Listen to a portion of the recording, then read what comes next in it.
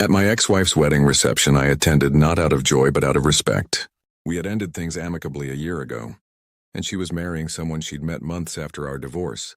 I had moved on, or at least that's what I told myself. But showing up in front of all our mutual friends, most of whom had taken sides when we split, was harder than I thought.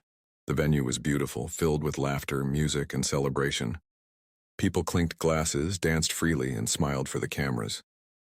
I sat at the edge of it all, quietly sipping from my glass, unsure if my presence was a brave decision or a foolish one.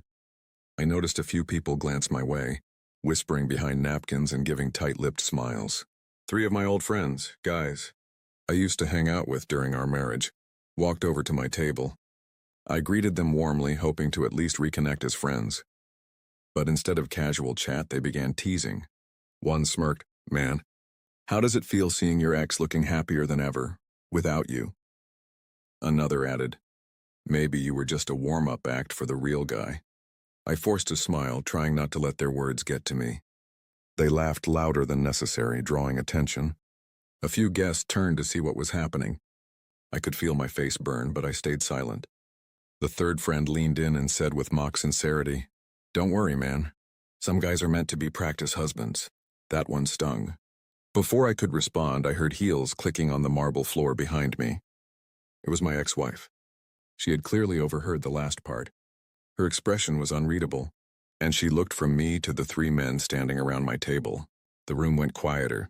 She stepped closer and placed a hand on my shoulder. "Ladies and gentlemen," she said loudly, getting everyone's attention, "I just want to say something about this man right here."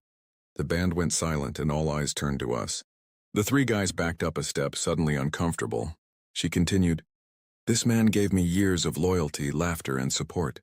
Our marriage didn't work, but not because he was a bad husband. He was patient when I was difficult. He was kind when I didn't deserve it. And more than that, he taught me what love really means. Without him, I wouldn't have known how to recognize it when it finally came. I was frozen." Her words were unexpected, sincere, and raw. People nodded, and I saw expressions soften around the room.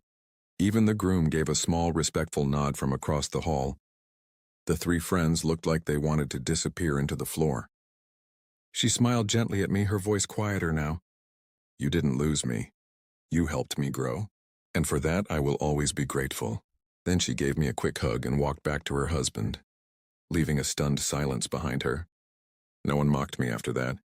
In fact, a few people came up to shake my hand and talk. Some apologized for how they'd acted during the divorce.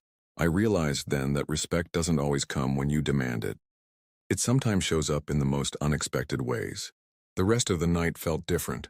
I didn't feel small anymore. I felt seen. And as I left the reception, I wasn't weighed down by bitterness. I felt free. Her words had done something powerful.